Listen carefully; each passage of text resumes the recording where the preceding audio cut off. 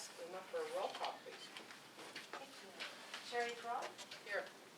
Paul Rowan, Terry Swafford, Here. Russell Dean, Bill Nunes. Bill's not here, I'm sitting in for him. Yeah. Okay, Jim Roberti, Here. Trina Cunningham. Here. Roger Diefendorf, Here. Jeffrey Green, Here. Joe Hoffman. Here.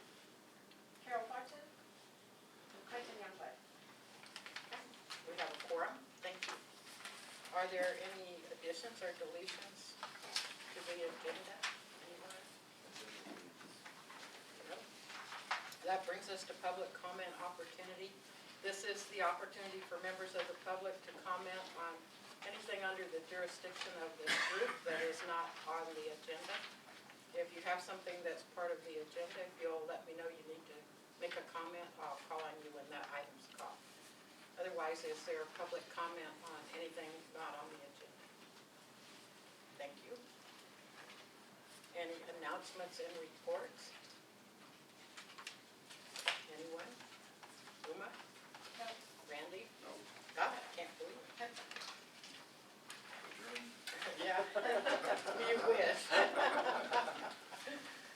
That brings us to the consent agenda, and the item on that agenda is to approve the meeting summary from the last meeting held on June 24th.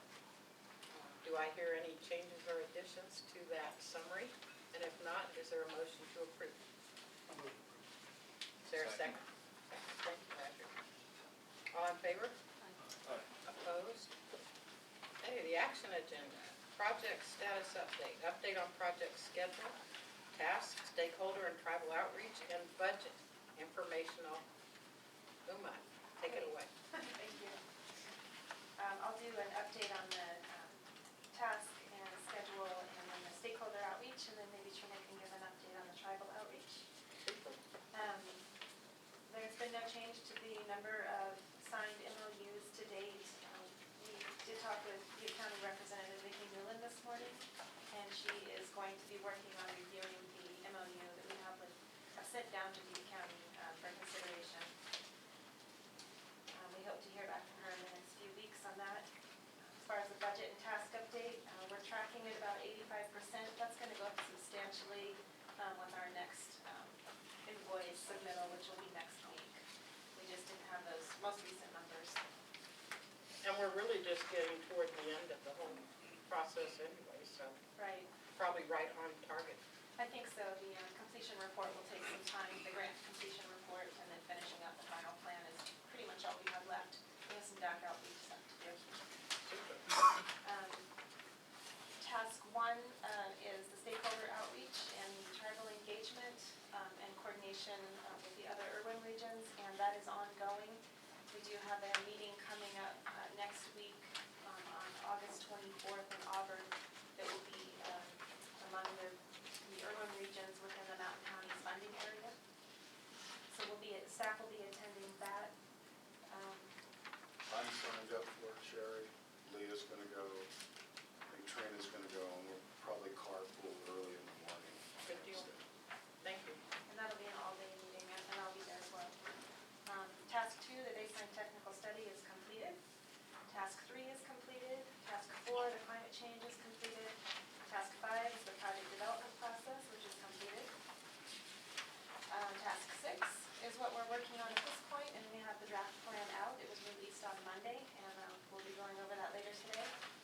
And then we're continuing to work on the grant administration, which is the reporting, monthly reporting and invoicing. We had 3 special studies. Those have also been completed. The forest water balance study, the community well vulnerability study, and the disadvantaged community assessment. So I have just a really short schedule. We'll go over it in more detail later on one of the other items, draft plan item later, but basically we have until October 4th to finish up. We have a 30-day public review period going on with the public draft, and then we have a couple of public meetings on that draft at the end of this month, and then a final hearing to be scheduled in September. And that's all I have for that. So, Trina, if you wanted to give an update. Sure. This is for the Tribal Advisory Committee. The ongoing process. Summer has, summer schedules have precluded us from actually having a meeting, but we are looking at 2 chapters in particular. One is on fisheries and then on just tribal involvement generally. So those should be pretty easy, but the collaboration is really, really important, and so it takes a little more time. Summer seems to interfere with getting a lot done. It does. Thank you, Trina. Just to add on to that, we have a tribal consultation request that we had met with the Machukta members of the Machukta tribe and also the Enterprise Rancheria. Randy and I did it's a couple of months ago now, and they had requested a follow-up consultation in August, so Randy and I will be working on scheduling that We'll with be them. doing that, just so you know.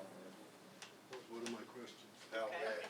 I didn't want her to forget, we talked about it this morning, and we'll follow up and set up a Well, meeting. from the tribe's perspective, according to this tribal engagement plan, we've got several problems with it. So I don't know if we're gonna meet with you guys, straighten it out, or do I give the questions to her, or, because there's a lot of issues in there. The tribes in our area have been totally left out. We have no, we got word of this by Machukta getting by letter. And there's 4 federally recognized tribes in our county, and I've spoke to all 4 of them, and all 4 of them wants to meet with you guys. So how would you guys like to handle that? We'll set up that meeting with you, and, Okay. probably, Trina, what do you want to do with the questions you have? Well, it would be great to, through the tribal engagement, we've continuously sent you guys emails and tried to contact you that way.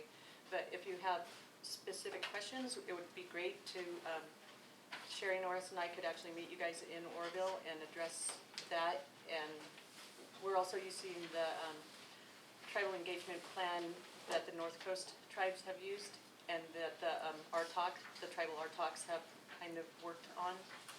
And so we're trying to gear it the best, and so I'm really glad that you guys are coming on board and participating. And so we definitely would love to address that.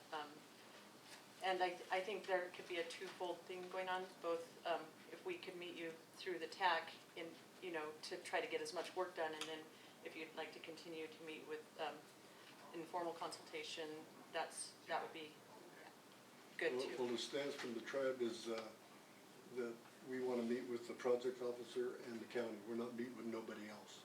Okay, so that's us. That's our stand. So you guys will coordinate, Right, now, setting up. I didn't hear the first meet with who in the county? I didn't hear The that. project coordinator, Oh, the project coordinator and the county, got it. that's me. I'm going to give you these questions so you guys can debrief them, because we're having a meeting in Sacramento shortly. Okay, And we want the answers on these okay, as soon as we can get them. okay. Thank you. One thing I want to note is we're planning to have quarterly meetings past the plan update. Sherry, I think. I guess I'm going to talk about it. At this point, I put proposed money in the budget to retain UMA to help us do those quarterly meetings over the next year. So it's an ongoing process that we'll be engaging in with this, just so you know. We're not stopping and going away. So we will be having quarterly meetings to look at issues with the plan. Super, thank you. Did you have anything else, sir? I'm good. Okay, thank you. Item 2 is Sierra Water Work Group Memorandum of Understanding. We're to consider signing the Sierra Water Work Group Memorandum. Representatives presented to the IRWMG in June of this year. And no decision was made at that time due to so many members being absent. So we now have a pretty good complement of members, so you want to kind of go over again for the people who weren't here when we discussed it, what we're talking about. Sure. Liz Mansfield of the Sierra Water Work Group presented to the management group and attendees what the water group stands for and what they do. They're a group that coordinates among the urban regions up and down the Sierra. They focus on the exchange of information. They also get involved in providing legislative updates. And their goal is really to raise the profile of the Sierra to increase private, state, and federal funding opportunities within the region. They have been one of the key members that are trying to organize the IRWM regions for the disadvantaged community involvement funding proposal that will be coming out, and that's who is hosting the DAC outreach meeting in Auburn next week. They are also, and a part of their presentation was a data management system that one of their members, Katie Gladstein, I think her name was, presented a GIS-based tool that had a lot of mapping potential and also project submittal potential that the IRWM regions could participate in at a cost. So she demonstrated that and had some good feedback, and I've since connected her at Ren's request, actually, and Trina's request, connected them for tribal, for her to give a presentation to the tribes.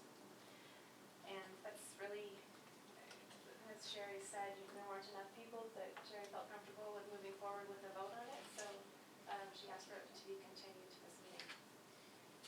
So, and it is staff's recommendation that this is the appropriate organization to sign the MOU with. Where's the downside?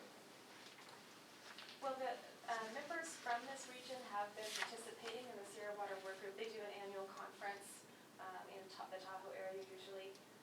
Leah and Randy at times, I believe, has attended some of those conference meetings, and they're it's a very collaborative forum for discussing water issues in the Sierra. I believe Trina has attended those as well.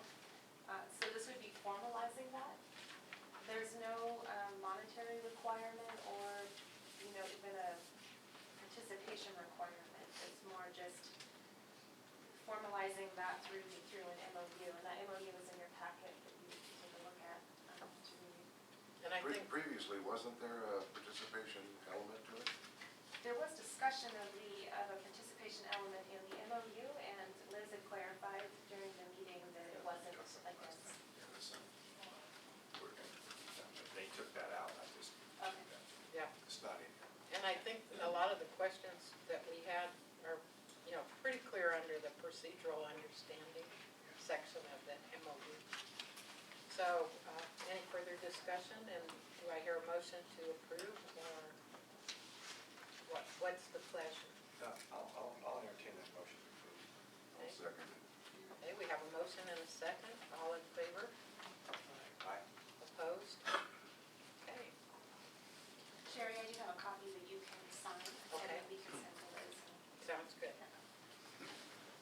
Next is item 3, Proposition 1, Disadvantaged Community Involvement Coordination.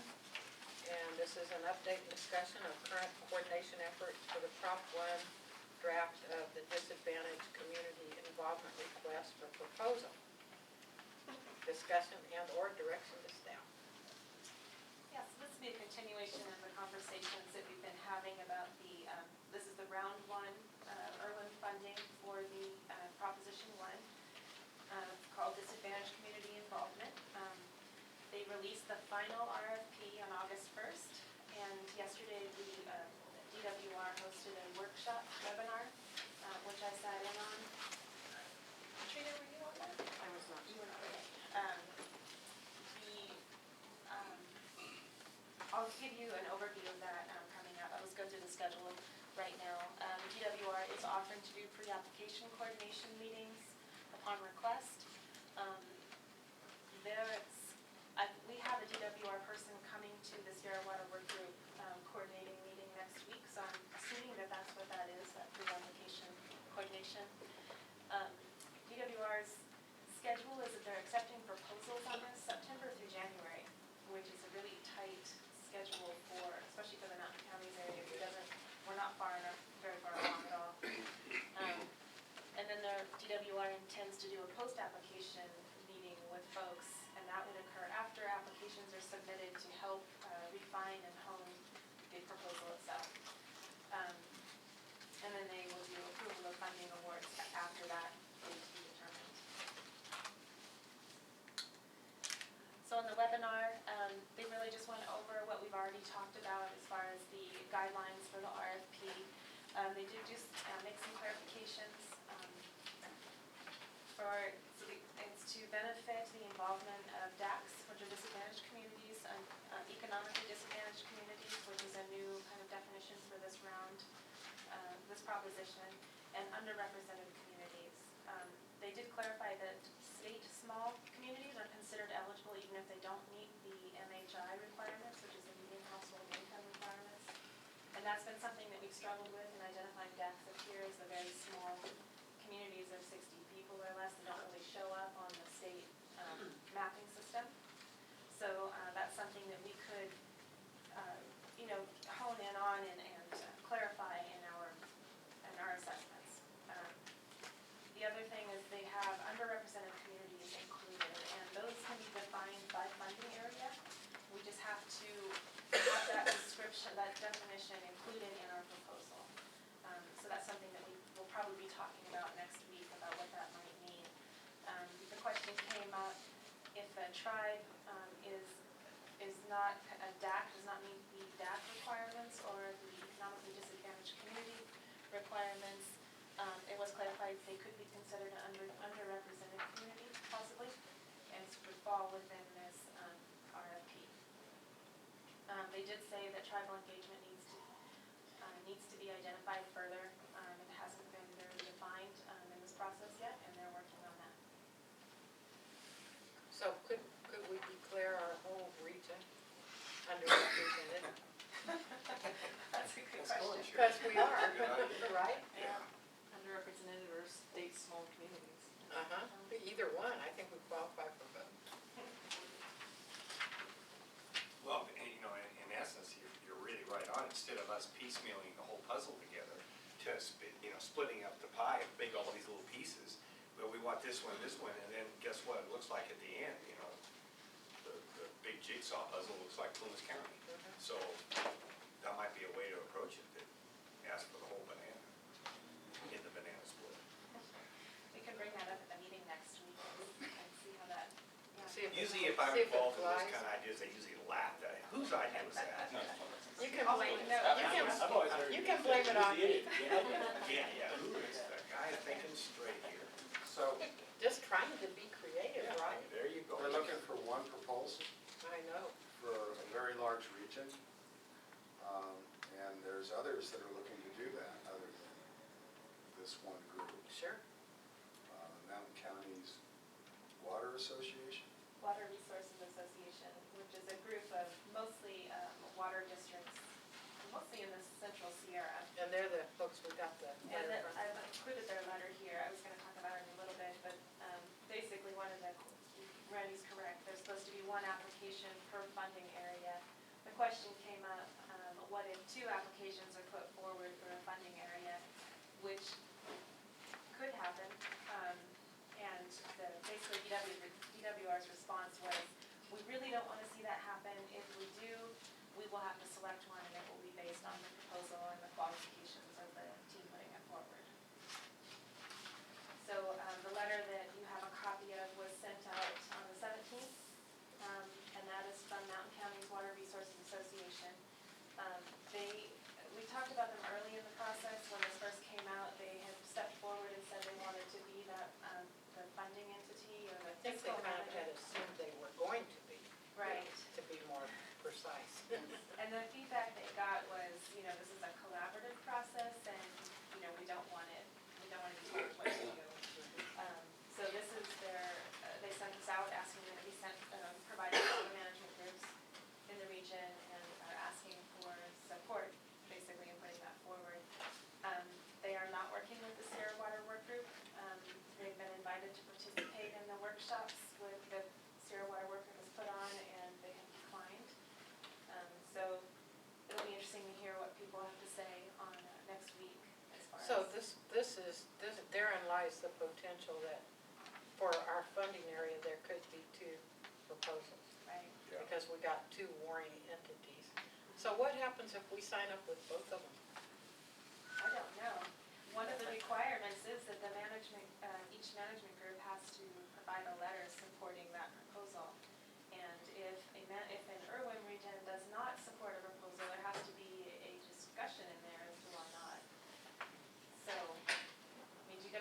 trying everything they can to say one proposal only, but it's gonna be interesting, I don't know.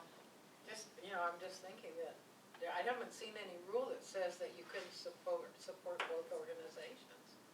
So I'm And then, wondering if we were part of the proposal of both organizations, we might, I don't know how that would work. Randy, you're shaking your head. Well, I'm looking at the list of members for the Mountain Resources Association, Right, it's almost all water. and they're big hitters with a lot of funds. I mean, I know NID's, that's a big Oh, yeah. these are big wealthy irrigation districts. Same with PCWA. Yeah, so this is the big money. And then I'm looking at, Sierra Business Council being this financial agent. So it's up to you whether you want to work with these guys or not. Well, the reason that's part of why I'm saying this, because I really like these Sierra Water Group and their more collaborative process. But I'm looking at a really heavy hitter that's gonna be probably, if they evaluated 2 proposals, my guess would be that if they're looking at the backing and who's involved and the quality of the proposal, and they're already ahead of the game, as you said, that they very likely would be the You prevailing. don't rank very high on that list. Well, if you're talking disadvantaged communities, I'm not sure what this means representing disadvantaged communities with the kind of wealth that we're seeing behind Yeah, this. that's what I'm saying. That's my concern. Is it really about controlling something here? We're talking about disadvantaged communities that are struggling to even look at putting a grant application together. I feel more comfortable with business group, but I'm certainly, the discussion needs to be had, what Sherry's talking about, is can we throw our hand in and vote? I don't know, it's not a very big pot of money to facilitate moving forward for the whole region. So, it's going to be very interesting to see how that all breaks down. I think that's why it's important that we go to that meeting next Wednesday to get a feel for this group. I haven't got much of a feel for these guys other than, there's a lot of money and they're the big hitters in the Northern California. I mean, there's no doubt. Well, from the meetings I've attended, it's not clear what they're really actually proposing. Yeah. But, they hadn't, they kind of put this idea forward before getting an idea from the urban regions what was really needed on the ground. So it's not really clear to me what their proposal would look like or address. And one of the primary concerns of the people in the northern series was representation of the disadvantaged communities. They feel like we've been continuously underrepresented, and unless we have direct representation from at least from our region, that we probably won't be adequately represented again. At the same time, previous to putting this out the first time, John Kingsbury had contacted me to see if I would be interested in helping with the tribal part, and the tribal part just in our region is very big. And so doing it regionally, I'm not sure how that would work, and it's not necessarily a position that, So you're I would thinking love it to would see myself dilute in. your influence in other words? well, he did ask, so he did reach out, and he did say that he's trying to reach out to key people in the different regions to help define what the process would be, but that they were going to do it. And so it was like, okay, that's very presumptive, and I don't know how collaborative it really is. Sounds like I need to know more. Yeah, I think. And I you're right. believe there's another region that, we have an IRWM that, of course, goes all the way down to Orville. That there's an overlap with this region with, what's the one that Vicki works with, what's the name of it? Northern Northern Texas. Sacramento. Northern Sacramento, and that's completely different funding kind of DAC region than what we're looking at here. Is that correct? They have a different funding area, different pot of money, different process. So they're going after their share of that funding area, Right. so to speak. Right. It doesn't involve these guys. Right. Vicki indicated today that they wouldn't be participating in the Mountain County's funding that's interesting, because literally a lot of these agencies, I would think would be in that same funding area. Well, that's the North Sac, so it doesn't really take you in Nevada, Placer County, El Dorado County, Tulare, Calaveras, Amador.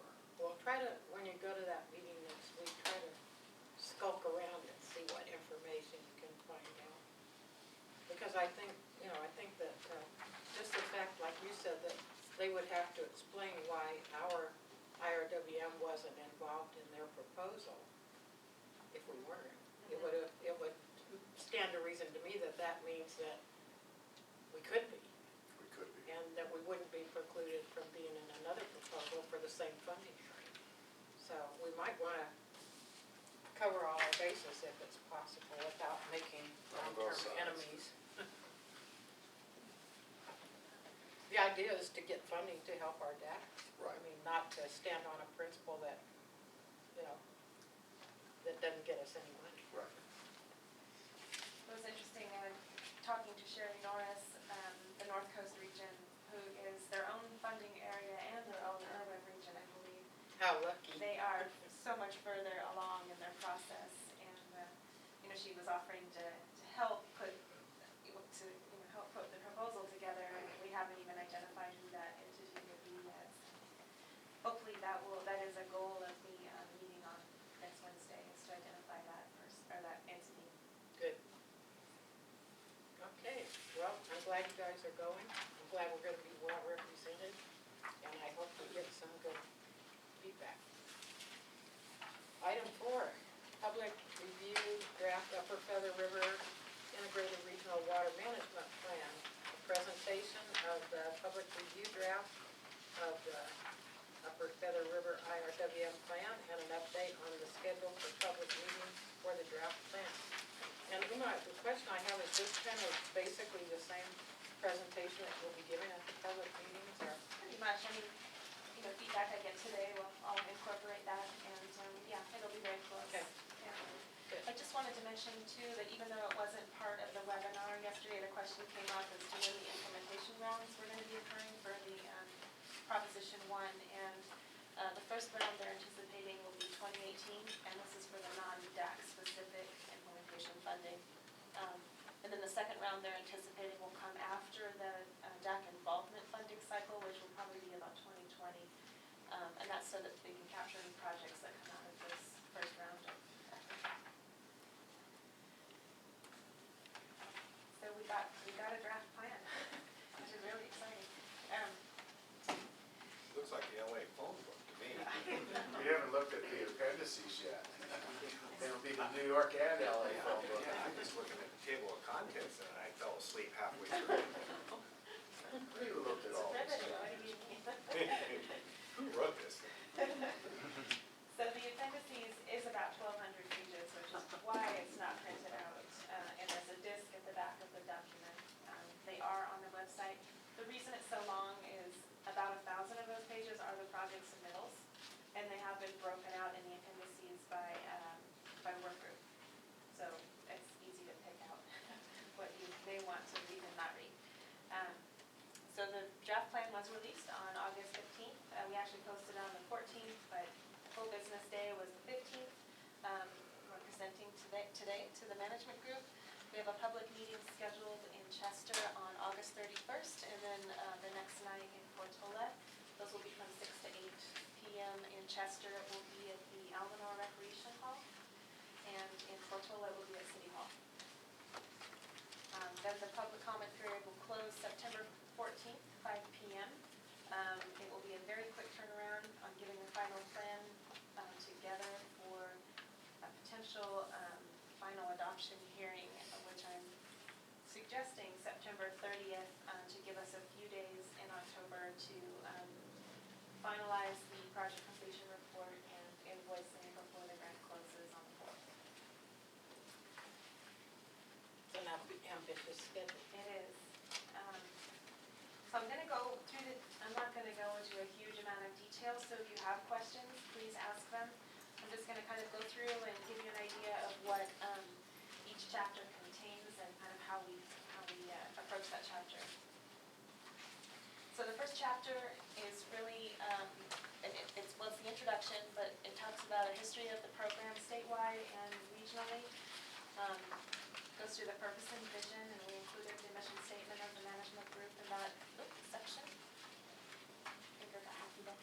And it talks about the regional and statewide priorities, and gives a definition of those, and then mostly it focuses on the planning process that we followed as far as developing the plan. The second chapter is the governance, stakeholder involvement, and coordination chapter. We talked about the governance structure, the management group, and the work groups, and who those consisted of for the most part. We talked about the decision-making process, and then the stakeholder participation and involvement. We did include the MOU, the stakeholder involvement plan, and the tribal engagement plan as appendices. So they're not in the document, but they're on the disc. We did update the stakeholder involvement plan. As you may recall, at the beginning it was it was supposed to be a document that morphed with the plan process. So we did update it a little bit for inclusion in the plan, as well as the tribal engagement plan, which Sherry Norris had updated through the TAC process in the last couple of months. And then it talks about the communication plan in coordination with the adjacent IRWMs and throughout the funding area, and then state and federal agencies. Region description is really the environmental setting, a description of the region. It goes over the IRWM boundary and talks about the social and cultural characteristics of the region. Goes through the communities, it talks about the communities, the demographics, and then it goes into the environmental setting, where it talks about the watersheds and the water systems and the general topography of the area. And then we get into the water-related infrastructure. We beefed up the water quality section a little bit to include proposition water requirements, which had to do with nitrates and something like sodium, I can't remember at this point. And then we did include two special studies as an appendix in support of this chapter, and that was the socioeconomic assessment that Jonathan Kusel did with Sierra Institute, and the forest water balance study prepared by Burkhart Blum.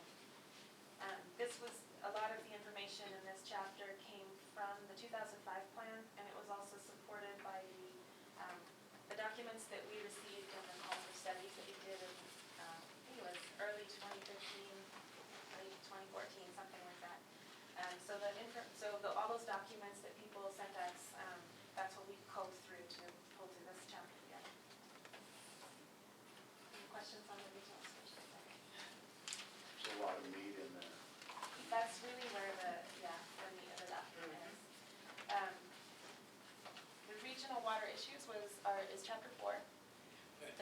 We've seen, you have distributed a lot of these when you finish them to us electronically over we just haven't seen the whole novel yet, but we've seen the chapters. All of them, yes. You've seen them Yeah. all, you've had a chance to Yeah. comment on them all, and this is the final novel. Got it. It's interesting to put it together and then read it, because I did the admin draft on it. Whoa. And then you can start from the beginning, and Yeah, go all yeah. the way through, you go, whoa, there's a lot here. So It's in the nose. the regional water issues, the content for this chapter was identified by the work groups. So this was, they spent at least 2 meetings going through and identifying issues, discussing them, vetting them. So that all happened at the work group level. And then a common theme that came up as an issue was capacity, and how do we implement the plan, and what does that look like going forward. So we included a separate section on capacity in the chapter. And then we had the required discussion about conflicts in the region. This really was a work group driven chapter, and there's a lot of great information in there. I will say in the region, in the water issues, you'll see the same. So we organized it by work group so that we could, keep it intact as far as what each work group identified as an issue. And you'll see issues that sound very similar, like water quality could show up in more than one work group, but we separate sections so that we could better define them. They had a different perspective, a different spin from each work group. Hope that makes sense. Chapter 5 is the goals and objectives. So that included a discussion of the process for development of those goals and objectives. And then we included some performance metrics and talked about plan integration.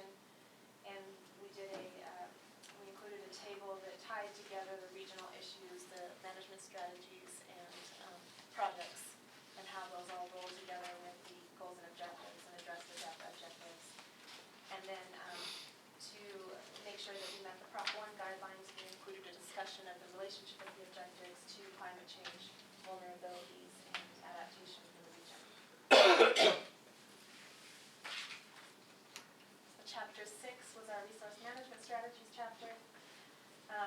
We went through the management strategies that were selected for the region and how they applied.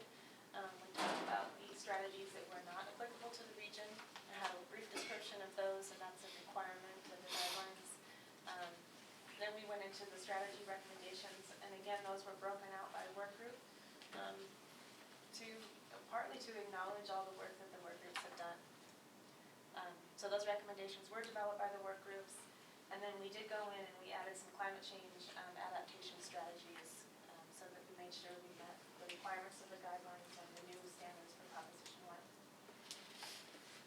And appendices that support that chapter are the lengthy matrices that the work groups worked on. They spent a lot of time on them. So those are included as appendices. And they identify the linkages between the strategy recommendations and the objectives.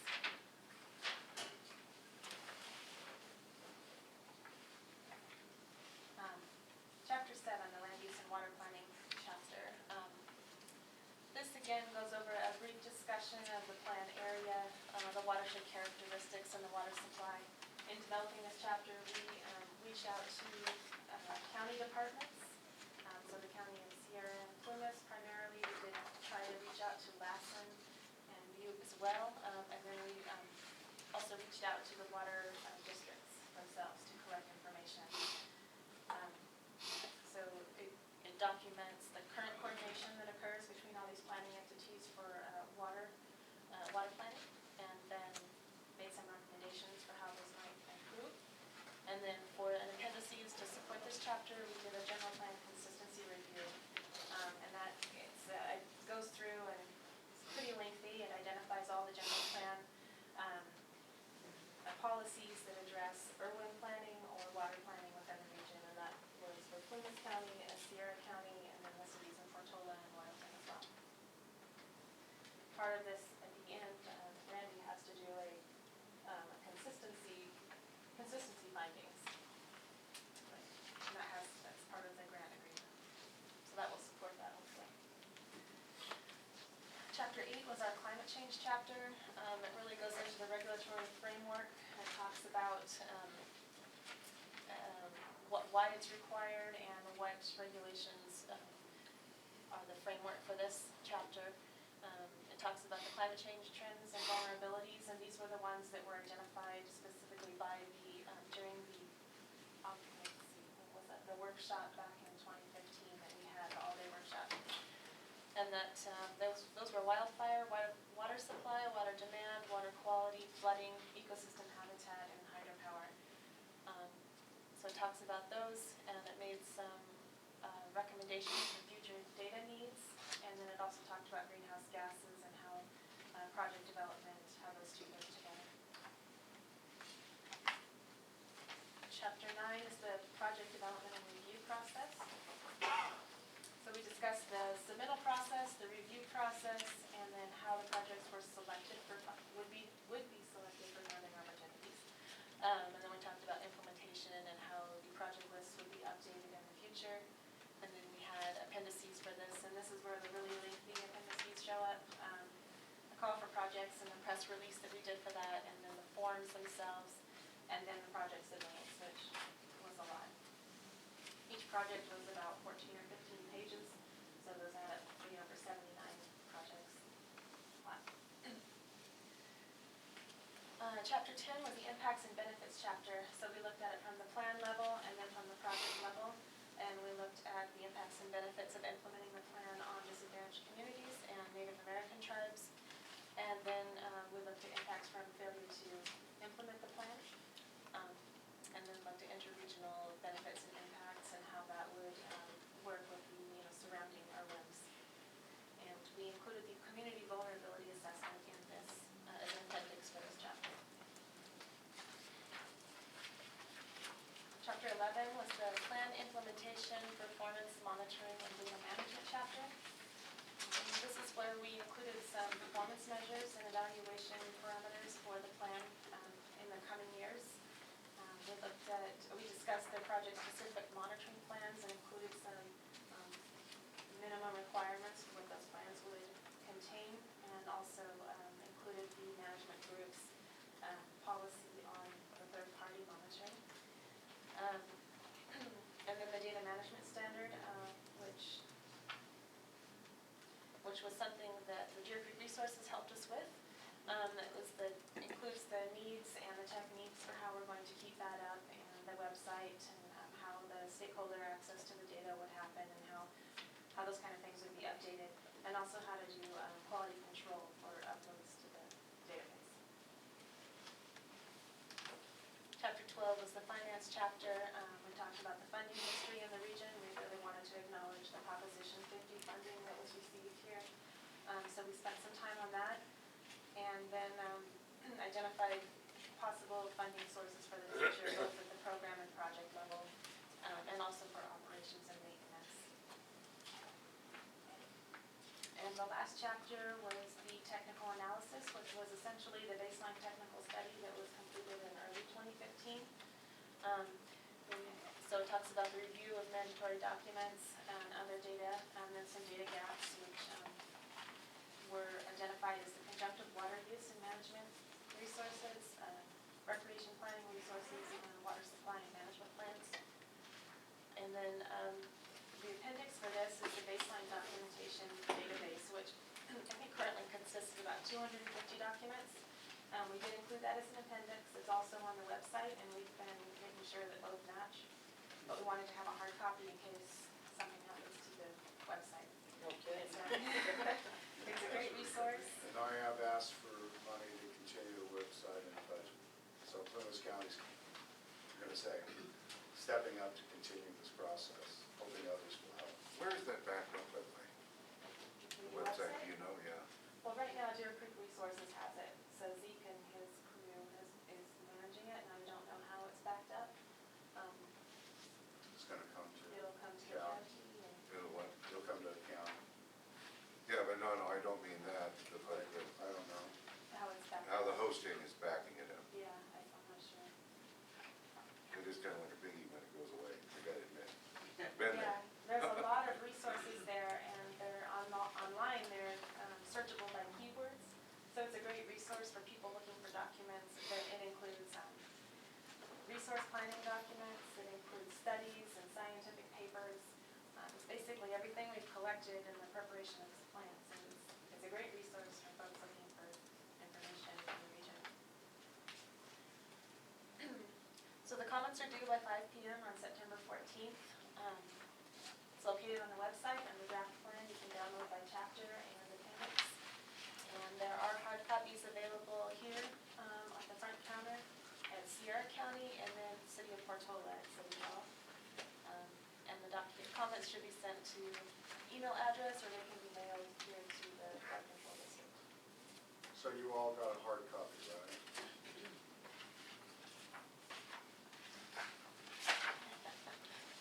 So, part of what goes back to what I asked earlier about the public meetings, I'm kind of wanting to know how you visualize those going, because obviously the public is not going to read that document. And as you said, a lot of it is really technical information. So, what are we going to present? I guess my question is, what are we going to present to the public? Well, I guess I picture presenting, what the content is, and then if people have specific questions or comments, questions like, well, did you talk about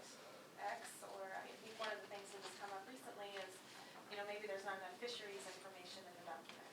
So we're, encouraging some of the, Trout Unlimited folks to send us some more information about fisheries that we can include in there. And I think that's, it's basically just a question and answer period, I think, for the process as well as the draft plan and where it's going.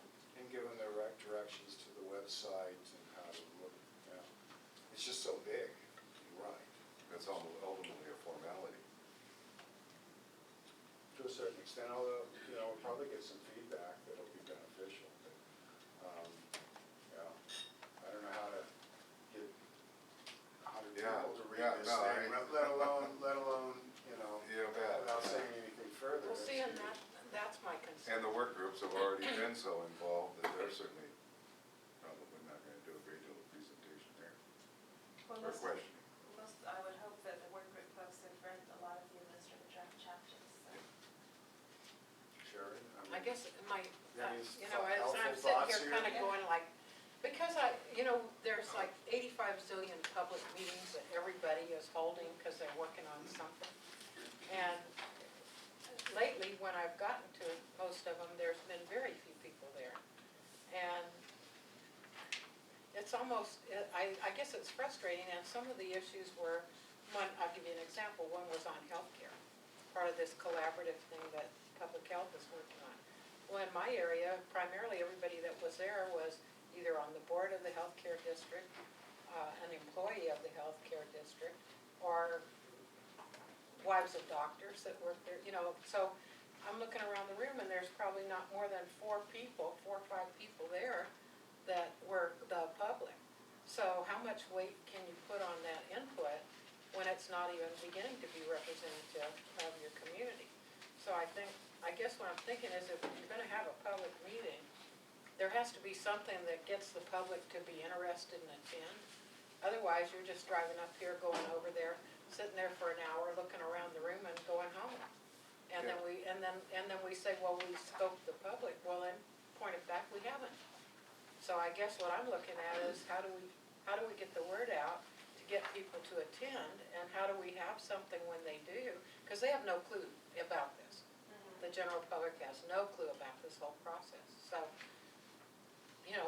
they're gonna sit there and they don't even know what we're talking about.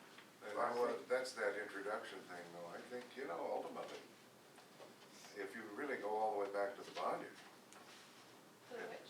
the issue of the money to begin with, and the reason for the IRWM, I think actually, come to think of it, it could really be interesting. I think it could be too, but I want to be sure it is. If you just don't get really, really technical, come from the ground up, and then now you're into the dollars, and these are the types of projects, I think you can probably captivate people. And I think keying in on how will But this blowing them away benefit with you? data is gonna be Yeah. nothing. I think you're that's talking the about an approach. abstract. How will it benefit you, the public? That's right, An and abstract give them a is- picture. An abstract, I would say, needs to be drafted in a minimum number of pages, and have to say, okay, Yeah. here's the issue, here's the problem, here's what we're trying to do to solve it, and, people are dangling money at us, and this is the only way to get it, and we're doing it this way, and if we get the money, we're gonna do it this way. And there's a website and blah, blah, blah. Yeah, some maps, Yeah. find out. Yes, and just a simple, I hate to use the word PowerPoint, and visual. You can do it. If you can write this sucker, you can surely write an abstract. No. We have every confidence.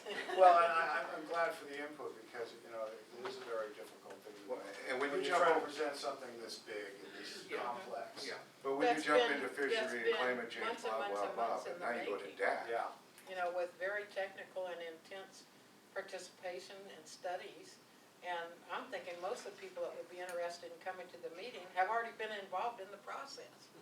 So it's kind of like, are they gonna go to a public meeting when they've been, like Frank, you gonna go to a public meeting?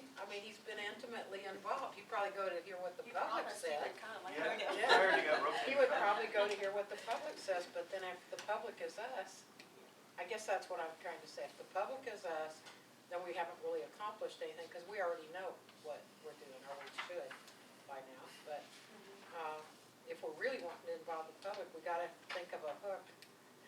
yeah, to I like get the them abstract involved. idea, a few maps and a presentation, but you're only gonna be able to touch really certain things. Exactly. Right. It's just, Yeah, but when you roll into Chester, immediately you just go DAC. I beg your pardon. you don't live in And that'll Chester. draw right in. You're affecting my property value. Exactly.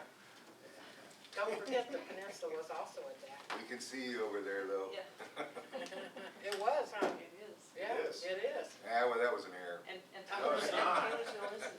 It shows absentee ownership, and those Oh, no, people no, I- are basically registered to vote someplace else. Oh, yeah, no, there's nobody there, I know that.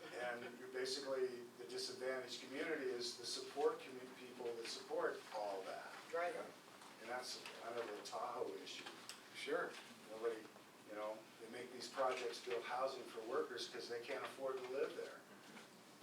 Well, and I think, just not to belabor this, but the only point I'm trying to make with this is if we're gonna do this, we've done such a first-class effort up till now. I'd like to see some effort put into the public meetings so that maybe the outcome is the public is aware that we're trying to do some things that Okay. might improve municipal services or the watershed or that type of thing. Well, Mike, how are the public meetings going to be advertised? Because a nice article in the paper with an abstract or something to catch people Good, could be helpful, not just a public meeting notice. Yeah, I wrote what was supposed to be a news article, and the paper included it as a public notice. Okay. Yeah. Because they couldn't guarantee when it would be run. Okay. So we had to go to public notice just to let people know that it was available or get that in news out in the paper. But we can certainly try to do a news article. We just, they can't guarantee when it will be run, so it depends on how busy they are.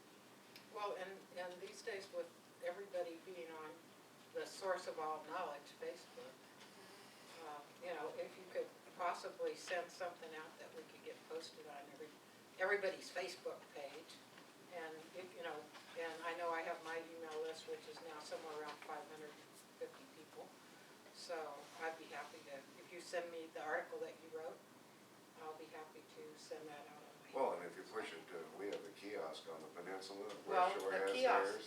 The kiosk picks up everything I put out on my email list. Right. And so does Alvin West. It is included in your packet, but I can send out an electronic version. Jonathan has a question. Donna?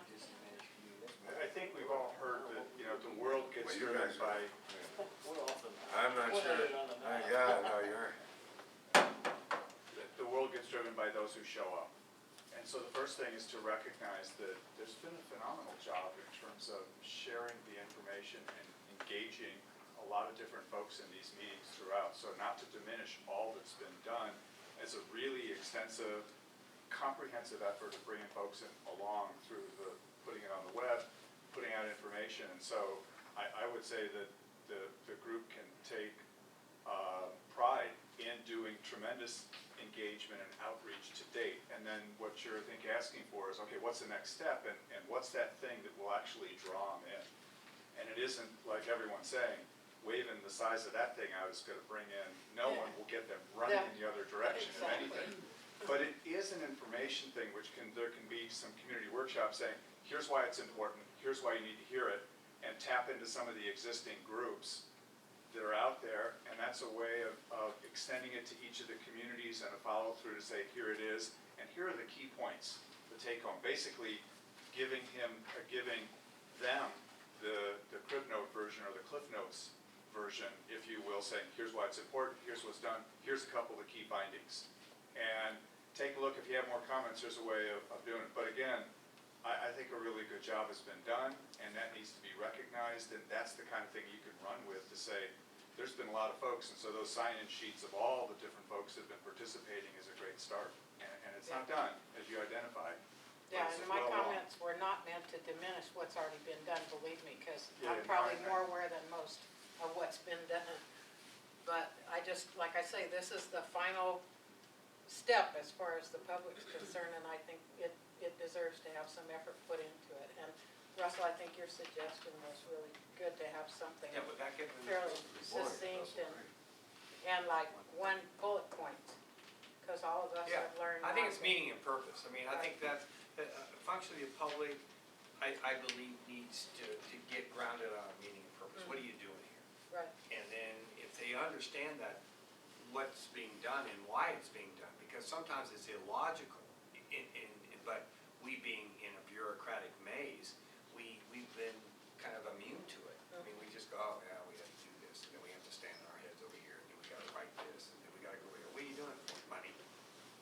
Oh, well, that seems stupid. Well, it's not my idea.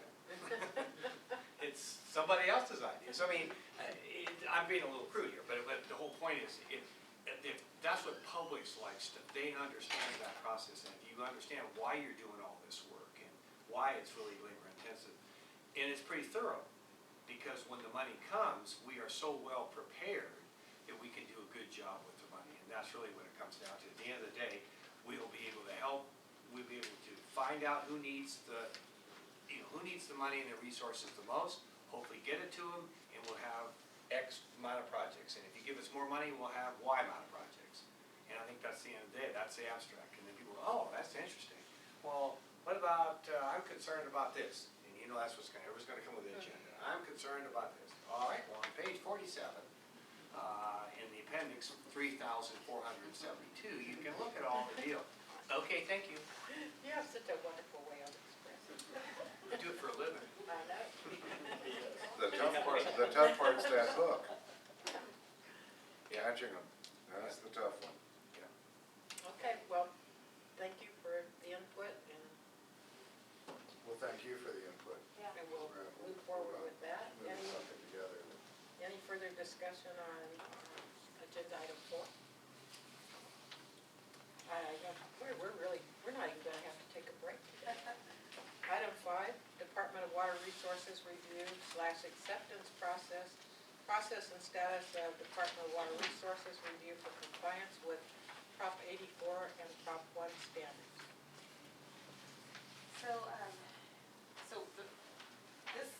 We're kind of in a unique situation where we are trying to address both the Proposition 84 and the Proposition 1 standards. And that's so that we go basically from last place to first place. And we'll be the first to go through that process. I will say that I talked to Debbie Spangler, who's our DWR grant manager, and she was very impressed with the process and the document. We passed the Proposition 84 compliance review with flying colors. Fantastic. Which is what our contract with them says. Right.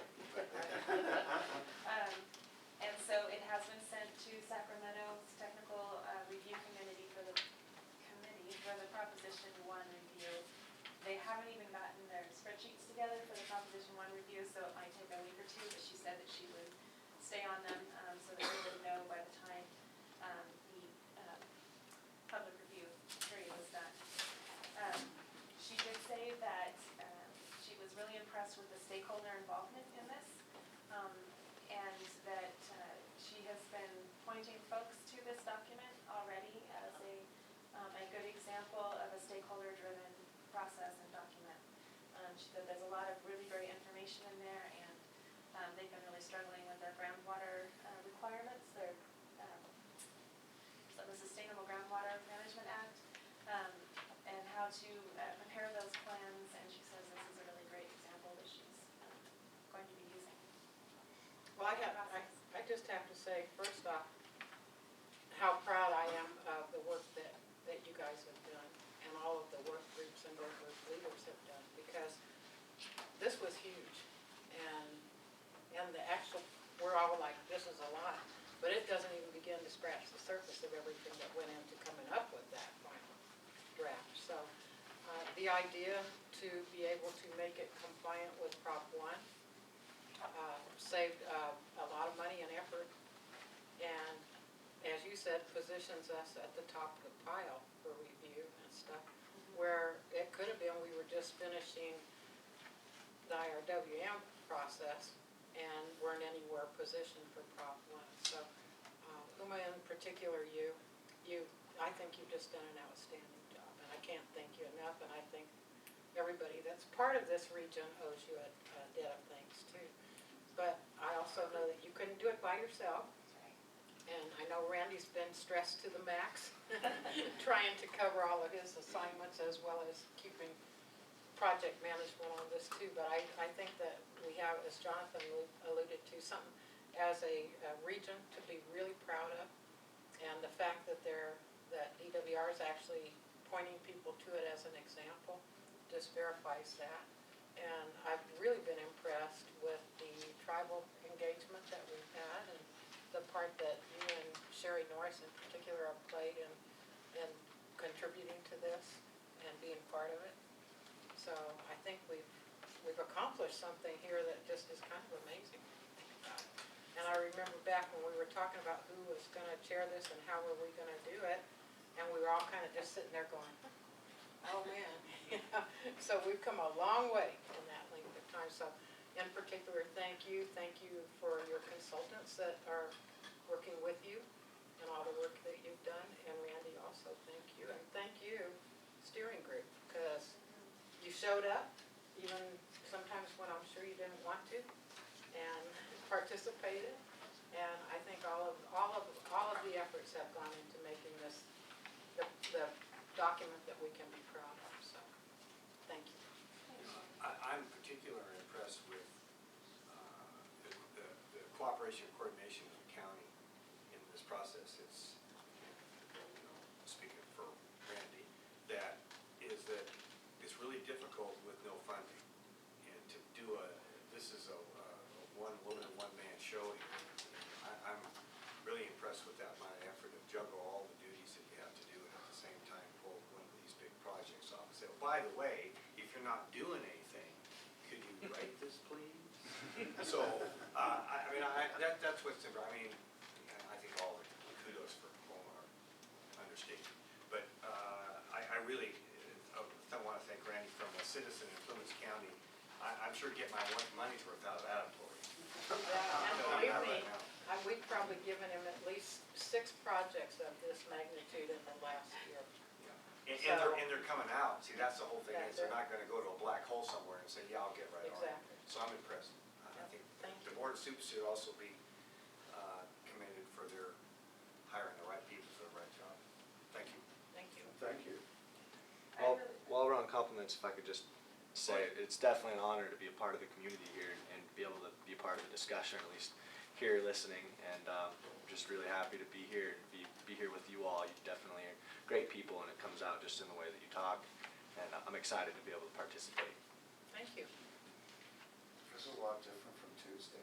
I just want to say that I think the reasons it went really well is we had some really good people, local people here that coordinated the work group meetings and really got, they knew the people in the community and called them up and said, hey, come to these meetings and participate. And that was really great work group participation, and having those local people here, Leah, Terry, Russ, Trina, and then sustained. Christy and Holly Foster.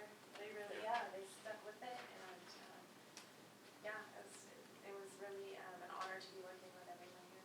It was really impressive to see that level of I hate collaboration and coordination, they're overworked, but to see that level of people who sometimes don't always have the same agenda, willing to sit down and talk and work together and come up with some really good projects and proposals.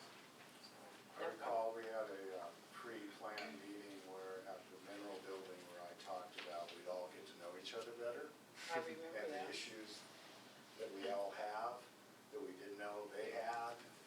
I think that you guys have done a great job of listening to what's going on around you with other areas of the county and the other areas of the region. I'm pretty impressed with that, because we're all busy in our own worlds, but you got a better idea what's going on in this region than I'm sure that you had going in 2 years ago. Of course, when you read this, you'll even have a better idea. Now to advance it down the road. Right on. I did want to add that Debbie, when I talked to her, she said that she had to really talk, she's talked with Sacramento now several times about, no, these guys are not applying for a Prop 1 planning grant. They are done with their Prop 1, and the feedback she's getting from Sacramento is, but we didn't give them any more money. So they've been really confused by that. accept more money, you know, we're always willing to take money. As long as the strings aren't too horrendous. Okay, anything else on this item? Next meeting, you had a proposed date? Well, I was thinking that September 30th, as that would give us, it's the last Friday of September. And the meeting will be focused on consideration of the final plan for adoption. And then I think during that meeting, we can do an update also, although I think because of the time frame, that it would be good if we'll put together kind of a summary of what happens at the meeting next week and send that out to everyone so that we can keep abreast of what's going on, especially with the short time frames on that proposal. So the 30th is what you're looking at for the next? That's what I would suggest. How's that sound for everyone? 30 September? It works for Terry and I, because we have to pass this county budget on the 27th of August. We should be done with that by then. Would you be able to make kind of a summary of some of the points that were brought up in these public meetings, so we don't have to just have some type of, so we can highlight that and then send it to us so we're prepared at the time. So these are issues that were brought up, these are how they're gonna be mitigated, those kind of things, that would be helpful. Sure. Along those lines, as we get comments back on the plan, written comments, what works for you guys for distributing those to you? I think rather than, you know, each time something comes in, sending it out, maybe compile until you have like 4 or 5 or a group, and then send it out, just so everybody can kind of read them and stay up to date. And we'll try to be good, and we won't respond to all Yes. with our comments. So, no problem with sending it out, so. Okay. And really, however it's convenient for you. Okay. Now, if you don't want to accumulate a big package and you've got one that's fairly fat, send it out. Be nice if they were parceled in common too. That's a good point, yeah, like on each one of the areas, some bit of, these are the comments we got on, it could be a chapter, it could be an area, whatever, how you want to organize it, be handy. You get lost, you know, if it's in the subject line. Yeah. Then you go back and you look, because we have a little bit of. See, there might not be any comments on, if you want to by chapters, there might be no comments on the first 10 chapters. Well, then that gives us a pretty green light that sort of that we were ready to roll. But on chapter 10, made that up, there's a whole bunch of folks that are real concerned about this particular issue. So maybe that's the best, and here's the comments that were made, that kind of stuff. It just makes it so much easier to go through the data and look at it. Okay, I got it. Okay. A question. Yes. So I was looking at page 111 of the plan adoption section of the introduction, and there's a deadline in there, September 30th, 2016, to be eligible for some funding source. Am I reading that right? And that's the day that the meeting is, so that's good. That would meet the deadline. It's page 111. I'm not, well, it sounds like it's Yeah. to be eligible for a certain implementation grant. Right, I'll look into that. Okay. And then the next says a list of organizations that have adopted or endorsed the plan is included in appendix 1.1. So I'm asking for the Forest Service, do we have to, is there something we'll have to do next? I don't think so. I think Well, so what? this group adopts the plan. We've signed the MOU. We don't have to say anything like, yeah, we like the plan too, or, correct? I'll have to double check the guidelines, because I believe the guidelines say that members of the MOU and the management group have to formally adopt the plan. And I think that is a member agencies, which would be the Forest Service and Plymouth County and Sierra County. Yeah, I think so, but I will look up that language and I'll send it out. Okay. Is that, we wouldn't have to do that by the 30th of No, September? that would be Okay. after the management group adopts. Okay. Yeah, down the Little line res- after the like- plan, we're saying that people need to. Take it back to their groups. Right. and Right. adopt Right. it. Need a resolution? Yeah. However you Do you do need a that. board resolution on each group?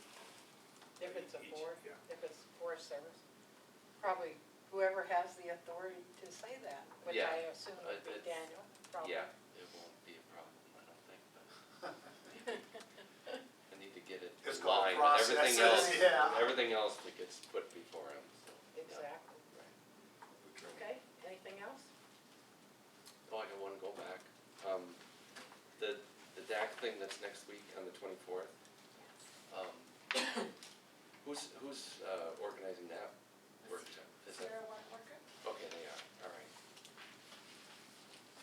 I was just, 'cause we talked about a couple different groups, this one, the municipal kind of one, and then the Sierra Water Work Group, and then I just was reading about this meeting and it didn't say it was coordinated by them. I thought maybe there was somebody else. And actually, we missed one person. Jonathan will be a keynote speaker, so he'll be there for the regional center. Keynote might be a little bit of an overstatement, but presenting at least some methodology on how to deal with some of the disadvantaged community assessment and inclusion. Super, so we should be well, excuse me, well represented, which is always a good thing. Okay, anything else? Nothing else?